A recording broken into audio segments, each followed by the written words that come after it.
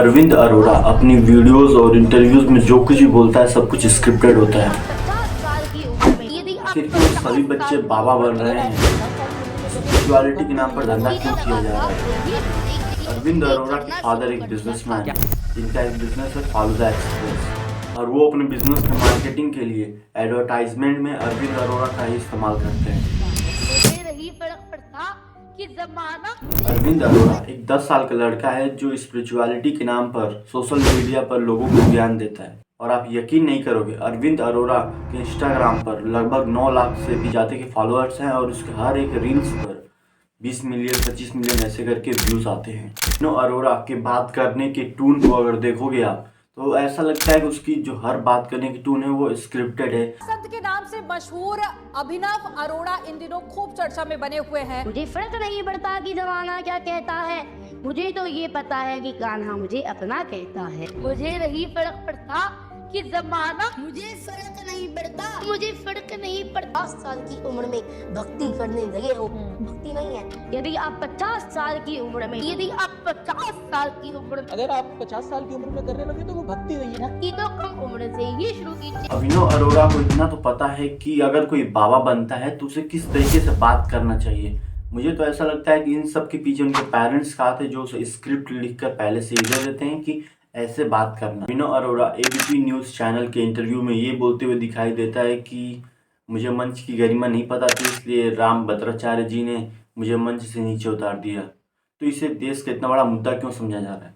दरअसल बात यह है कि अभिनव अरोड़ा मंच पर जाकर अपना कंटेंट बनाने की कोशिश कर रहा था, जिसका पता शायद राम भद्राचार्य जी को पहले ही पता चल गया, इसलिए उन्होंने इसे मंच से नीचे उतार दिया। राजा रामचंद्र भगवान की। आप पर नीचे जाओ, ऊपर नीचे आने के लिए। दरअसल आप खुद सोच के देखो कि अभिनव अरोड़ा जहाँ भी जाता है तहाँ उसकी एक पहले से ही टीम मौजूद होती है जो कि उसकी वीडियोस निकालती रहती है। हमेशा भक्ति कैमरे के सामने बैठकर नहीं की जाती है। अगर तुमको बाबा ही बनना है तो इंटरनेट पर ये सब क्यों कर रहे हो?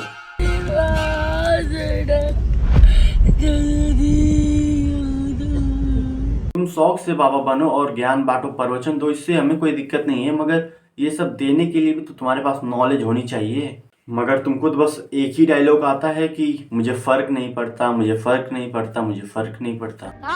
कि जमाना, मुझे फर्क नहीं पड़ता, मुझे फर्क नहीं पड़ता। भाई अगर तुम ये सब करोगे और इंटरनेट पर डालोगे व्यूज के लिए तो भाई जमाना तो बोलेगा। इसके प्रीवियस वीडियो में ये पता चला था कि ये चिकन भी खाता है, मगर अब इससे पूछा जाता है कि क्या तुम चिकन खाते हो, तो ये अपनी बात से मुकर रहा है। जो नॉन वेज खाते हैं क्या सही है? अभी पता चलेगा। देखिए, आपने के घर में सबसे प्रिय कौन है? मेरी बेटी। आप उसको मान कर ये खा सकते हैं? नहीं ना, तो वो भी तो किसी का परिवार है, आप उसे काट करके कैसे खा सकते हैं? क्या बात है? रुको जरा। खाने पर झाड़ू लगाती है, पोछा लगाती है, खाना बनाती है गरम गरम। खुद नॉनवेज नहीं खाती लेकिन मेरे लिए चिकन बनाती है। सोशल मीडिया पर ऐसी बहुत सारी वीडियोस मिल जाएंगी जिसमें अभिनव अरोड़ा एक नॉर्मल बच्चे की तरह दिखाई देगा। अभिनव अरोड़ा के पेरेंट्स अभिनव से ये सब करवा रहे हैं और इसकी लाइफ को खराब कर रहे हैं, क्योंकि इसकी लाइफ का सारा कंट्रोल अभिनव के पेरेंट्स के पास है। लोगों ने तो ये गणपति वाली वीडियो देखी ही होगी। भक्ति करना कोई गलत नहीं है, मगर इसे शूट करके इंस्टा पर अपलोड करना रील्स के नजरिए से ये गलत है।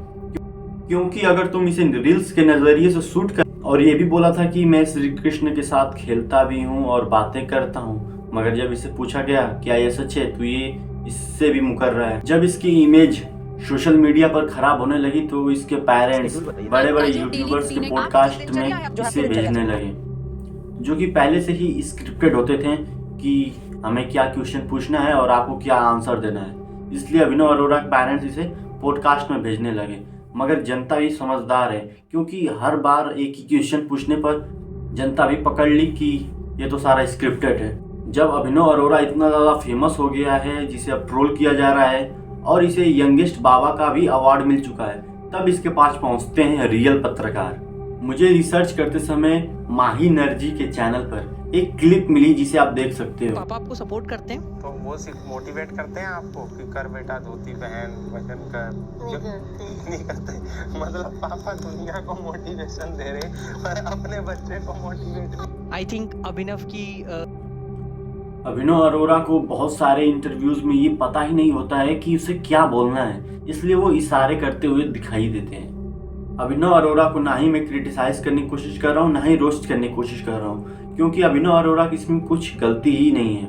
इसमें सारा गलती इसके पेरेंट्स का है, क्योंकि सारी गलती अभिनव अरोरा के पेरेंट्स की है। आप ये क्लिप देखो। अरोरा की मदर अभिनव को फोर्स करती हैं कि जाओ जाकर बाबा के पास बैठो, जाओ जाकर बाबा के पास बैठो, और वो जाने के चक्कर में इस्कॉन में बैठे बाबा को धक्के मार देता है, मतलब एग्रेसिव बिहेव करता है यहाँ पर। ये तो पता चलता है कि अभिनव अरोरा को फोर्स किया जाता है ये सब करने के लिए, और ना जाने अभी ऐसी कितनी सारी सच्चाइयाँ लोगों से छिपी होंगी।